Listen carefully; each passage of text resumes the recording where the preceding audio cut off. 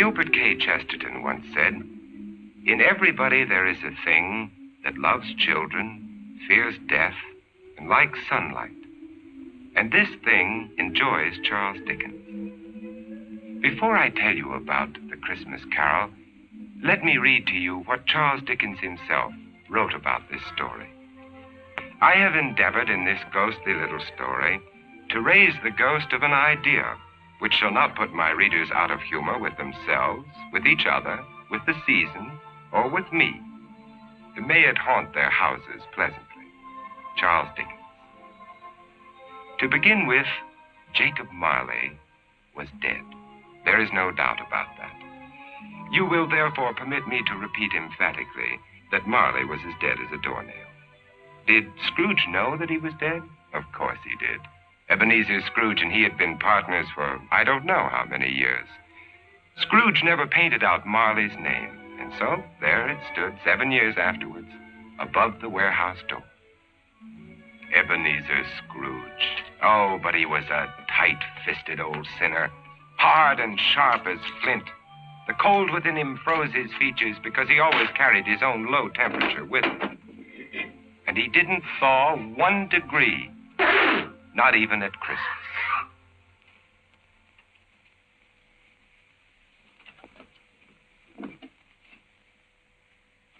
Merry Christmas. Merry Christmas, Uncle. God save you. Christmas. Humbug. Christmas, a humbug? Uncle, you don't mean that, I'm sure. What reason have you to be merry? You're poor enough. What right have you to be dismal? You're rich enough. Humbug. What's Christmas to you but a time for finding yourself a year older but not an hour richer? Every idiot that goes about with Merry Christmas on his lips should be boiled in his own pudding. Now, Uncle, I know you... Now, you keep Christmas in your own way, Fred, and I keep it in mine. Be off now. This is a place of business. Don't be angry. Come dine with us tomorrow. No. Caroline will be happy to see you. Why did you ever get married? Because I fell in love. Love? That's the only thing in the world more ridiculous than a Merry Christmas. Good afternoon, nephew. Uncle, I'm sorry with all my heart to find you like this. Merry Christmas, Bob. Merry Christmas, sir. Let me hear another sound from you. You'll keep your Christmas by losing your situation.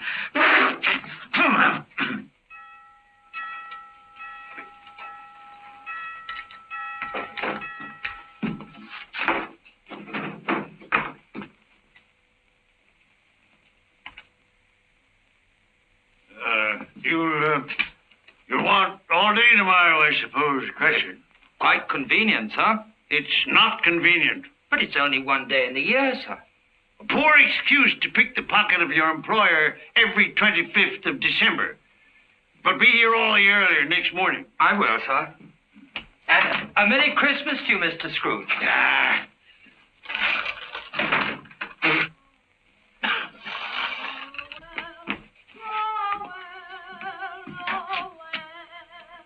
Christmas. Nonsense. Humbug.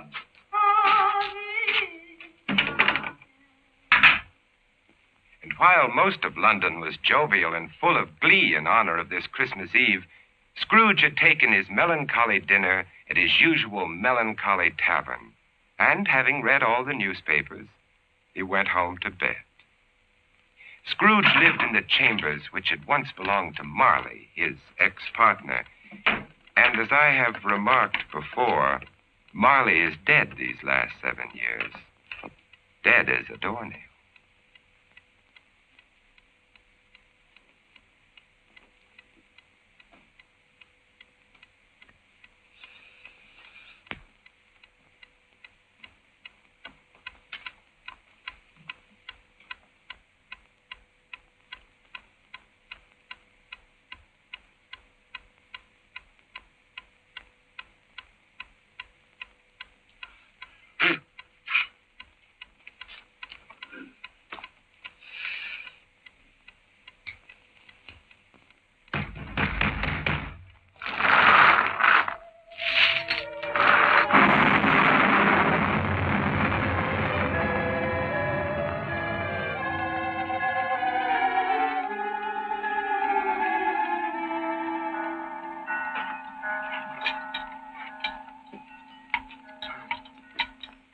Ebenezer Scrooge? How now? What do you want of me? Much. Who are you? In life I was your partner, Jacob Marley. You don't believe in me? I don't. What evidence would you have of my reality beyond that of your own senses? I don't know. Then why doubt your senses? Because a slight disorder in my stomach could make my senses cheat me. You might be an undigested bit of beef, a blot of mustard, a fragment of underdone potato. Humbug, I tell you, humbug! Mercy on me, dreadful apparition. Now, do you believe in me or not? I do. But why do you come to plague me? And why do you wear that ponderous chain? I made it, link by link in my life, as you are doing for yourself on earth. It is now a part of my penance, and I am here tonight to warn you of a fate such as mine. But, Ebenezer, if you change your ways, you have a chance of escaping my doom. You were always a good friend to me, Jacob. Thank you. Thank you. You will be haunted by 3 spirits. Without their visits, you cannot hope to shun the path I tread. Expect the first tomorrow, when the bell tolls 1. Expect the next on the following night at the same hour, and the third on the next night, when the last stroke of 12 has ceased to vibrate. Couldn't I take them all at once, Jacob, and have it over with? Look to see me no more, and look that for your own sake you remember what has passed between us.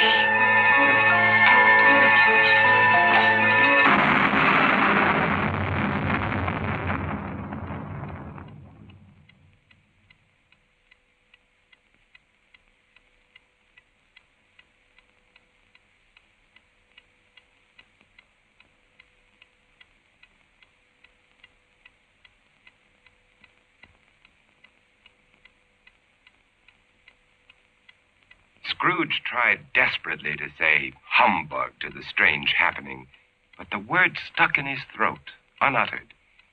For it was highly probable it was not humbug. Being very much in need of repose from the experience he had undergone, or shall I say, fatigues of the day, he went straight to bed without undressing and fell asleep in an instant. A few hours later,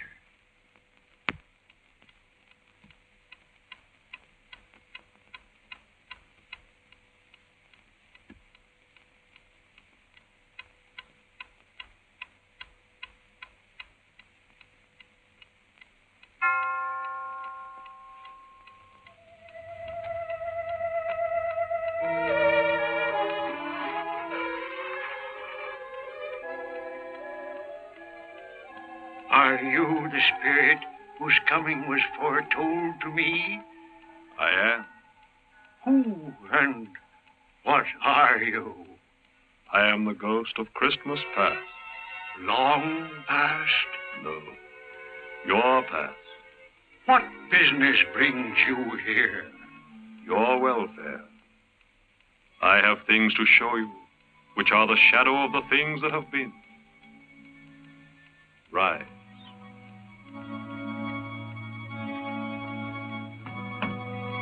And walk with me.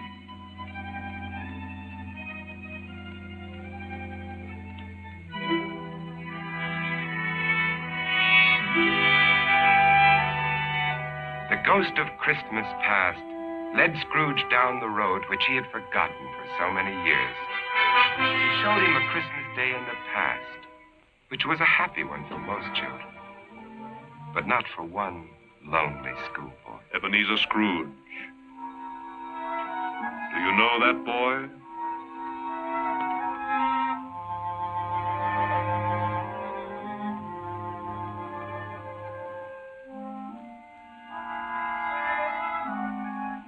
Yes, I do. It is I as a boy. Oh, I remember that Christmas well. I felt so lonely.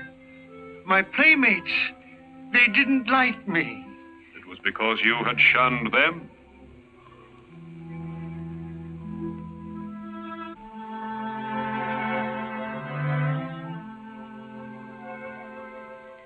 Oh, poor boy. I wish... What is the matter? There was a boy singing a Christmas carol on the street last night. I should have liked to have given him something, that's all. Shall I show you another Christmas, 40 years ago, when a fair young girl released you from your marriage contract? No. Because she discovered you had ceased to love her. Your greed, avarice, and desire for wealth had killed the love she had for you. No, Spirit, show me no more. Leave me. Haunt me no longer. Awakening in the middle of a prodigiously tough snore and sitting up in bed to get his thoughts together, Scrooge had no occasion to be told that the bell was again upon the stroke of 1.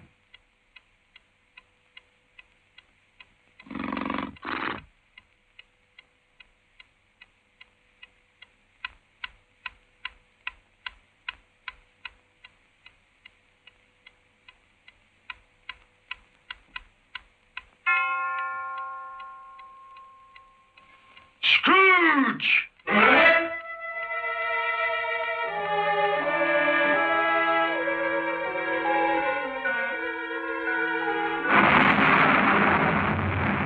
I am the ghost of Christmas present. Look upon me. Yes, Spirit, conduct me where you will. I went forth last night on compulsion, and I learned a lesson which is working now. Tonight, if you have aught to teach me, let me profit by it. Touch my robe.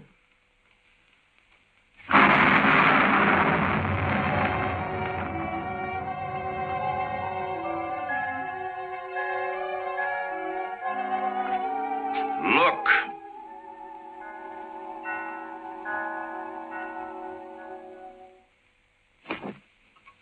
Belinda, bring the plates. Oh, Mother, Ebenezer, Belinda, there's a great deal of work to be done. Help your sister. Missy, you get the... As I came by outside, I could smell the sage and the onions. You knew it was off, Mother. Oh, I certainly did, boy. Peter, set the chair. Can I put some ketchup on the fire, Mother? No, your father will do that when he comes. What has gotten your precious father? And your brother, Tiny Tim?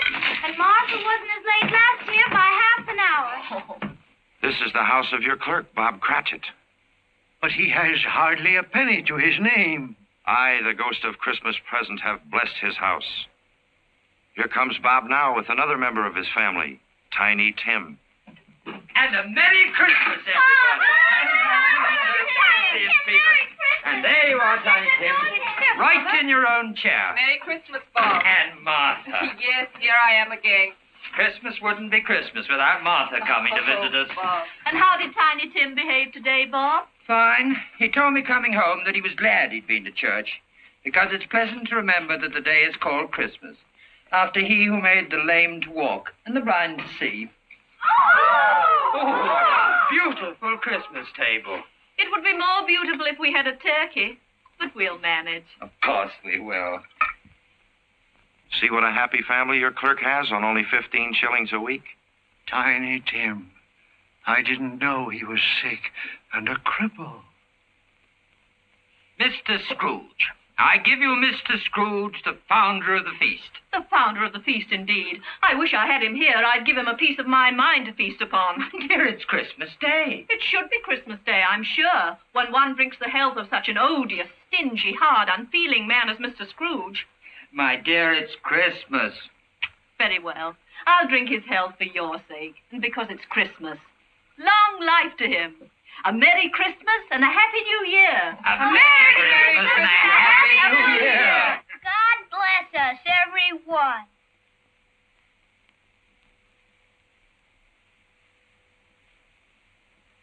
Tell me, Tiny Tim, will he live? I see a vacant seat and a little crutch without an owner. No. Say he will be spared. My life on the globe is very brief. It ends tonight. Tonight? The time is drawing near for me to go and for your third visitor to appear.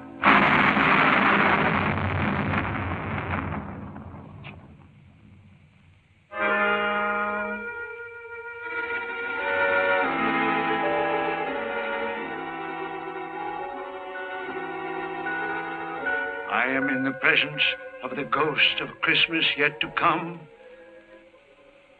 Ghost of the future, I fear you more than any specter I have seen. But lead on, I want to know.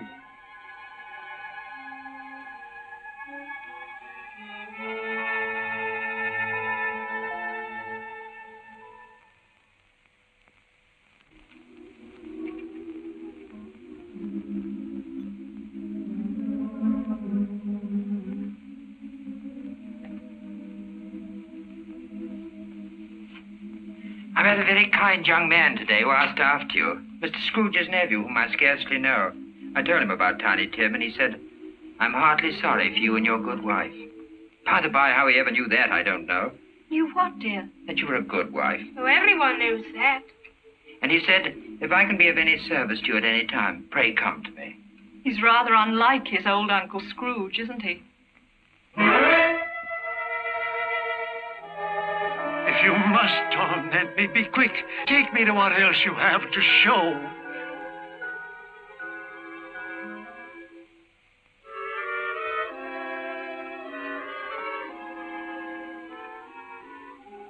I don't know much about it either. I only know he's dead. When did he die? Last night, I believe. What had he done with his money? I haven't heard.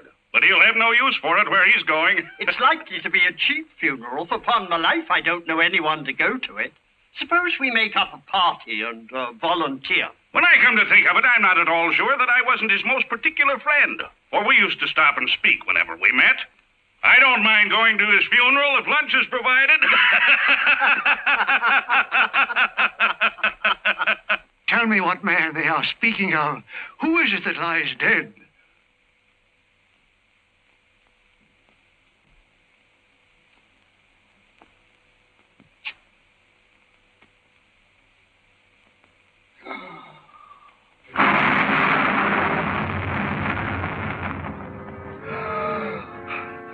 No, hear me.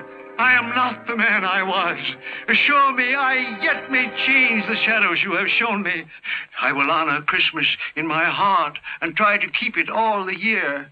Tell me I may sponge away the writing on this stone.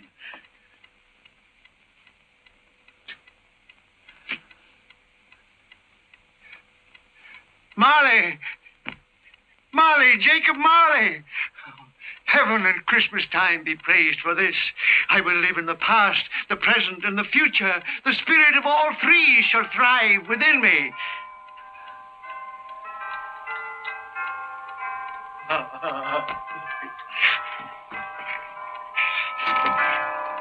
Boy, oh boy! Yes, sir? What's today? What, sir? What's today, my fine fellow? Today? Why, Christmas Day, sir. It's still Christmas, and I haven't missed it.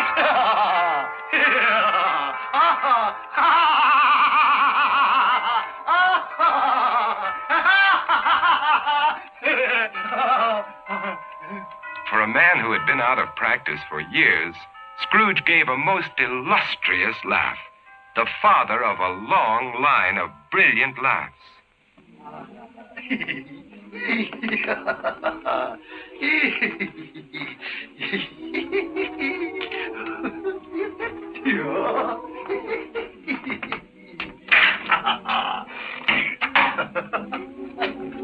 And Scrooge dressed himself all in his best, and at last got out into the streets, wishing everyone he met a Merry Christmas.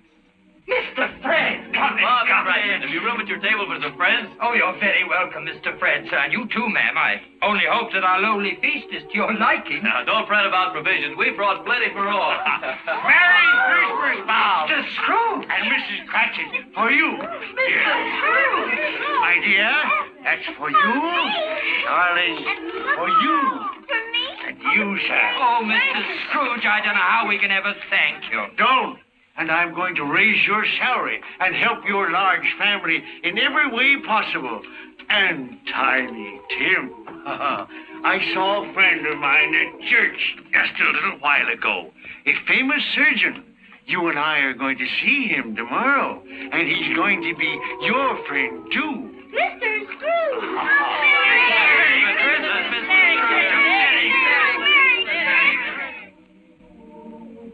Scrooge won his word. He did it all and infinitely more. And to Tiny Tim, who did not die, he was a second father.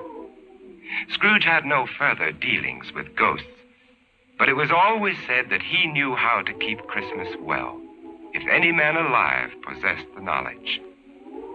May it truly be said of us, and all of us. And so, as Tiny Tim observed, God bless us, everyone. The first snow